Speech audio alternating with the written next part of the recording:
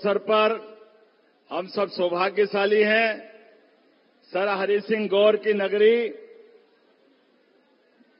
संत शिरोमणि रविदास महाराज की नगरी और अनेक अनेक विभूतियों के कारण से ये वीरों की, महावीरों की, बुंदेलों की धरती पर, मध्य प्रदेश की धरती पर यशस्वी प्रधानमंत्री पधारे हैं। विश्व के सबसे बड़े लोकतंत्र के, विश्व के सबसे बड़े लोकप्रिय नेता, जोरदार ताली बजा करके आप उनका वंदन करें, अभिनंदन करें।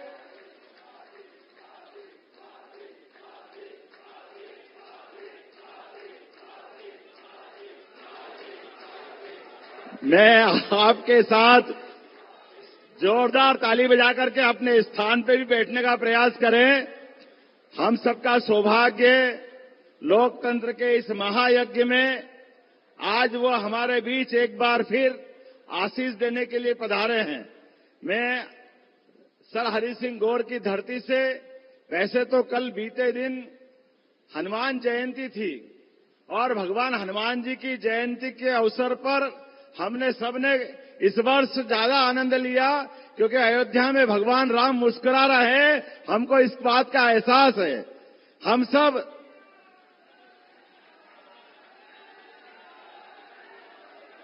और भगवान राम बगैर हनुमान जी के अधूरे हैं। हमने सबने देखा कि हनुमान जी का जीवन सदैव त्याग करने के लिए, देने के लिए, उनका पूरा जीवन हमेशा भगवान राम की भक्ति के लिए। ऐसे हमारे प्रधानमंत्री भी उनके, हमारे एक तरह से अनन्य भक्त के नाते से पूरा जीवन जिनने देश के लिए दिया, जोरदार ताली बजा करके हम स्मरण करें इस बात के लिए।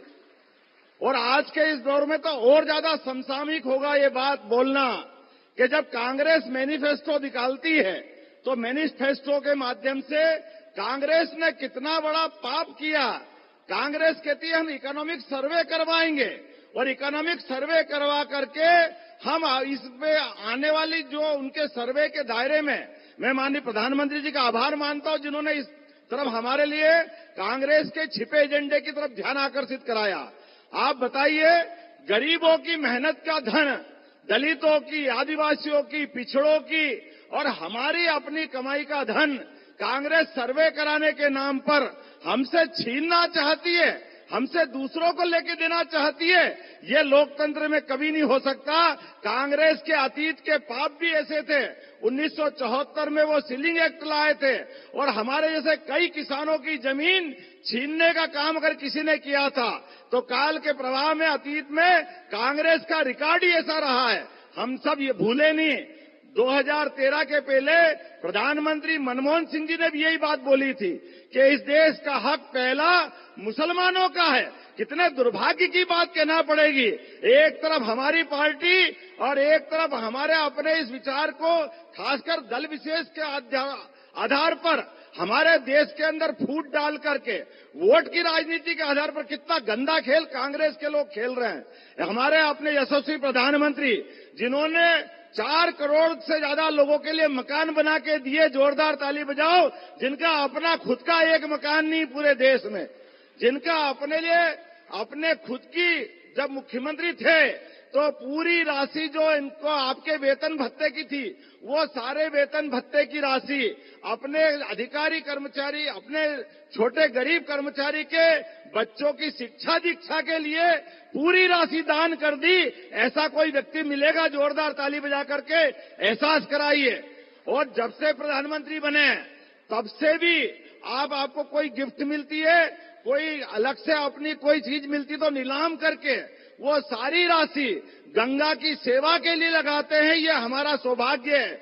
ऐसे यशस्वी प्रधानमंत्री के लिए निजी हमले करते हुए कांग्रेस जो गंदे काम करती है, ये चुनाव कांग्रेस का दूध पानी का पानी करने का है। मैं आपके माध्यम से अपील करना चाहता हूं, हमारे यहाँ सर हरि सिंह गौर ने अपनी संपत्ति दान करके एक विश्वविद्यालय दिया था। हमारे प्रधानमंत्री तो पूरा जीवन दान कर दिया पूरे देश के लिए। जोरदार ताली बजाओ ऐसे तपस्वी पुरुष के लिए। हमारे लिए सौभाग्य की बात है, लोकतंत्र में भारत का दुनिया में मान बढ़े, सम्मान बढ़े, इसलिए दुनिया का नंबर 1 देश बनाने के लिए आप अथक परिश्रम कर रहे हैं। हम आप और संकल्प करें, आने वाले समय में ये जो चुनाव है, इस चुनाव में ऐतिहासिक जीत दिला करके अपनी इस भारतीय जनता पार्टी को विजय बनाते हुए यशस्वी प्रधानमंत्री के नेतृत्व में फिर एक बार मोदी सरकार बनाने के लिए हम संकल्पित होंगे। जोरदार ताली बजा के माननीय प्रधानमंत्री जी का अभिनंदन करें, स्वागत करें। बहुत बहुत धन्यवाद। भारत माता की जय। अब मैं आवाज देने जा रही हूं हमारे देश के यशस्वी प्रधानमंत्री, तेजस्वी तपस्वी प्रधानमंत्री जी को इन लाइनों के साथ कि आप गुजरो जिन राहों से वो राहें हो गुलजार, आप देखो जिन सपनों को वो सपने हो साकार, आप चाहो जिन मंजिल को वो मंजिल हो आसान, आपको जीवन में मिले हरदम सुख समृद्धि और सम्मान, खुशियों का भंडार।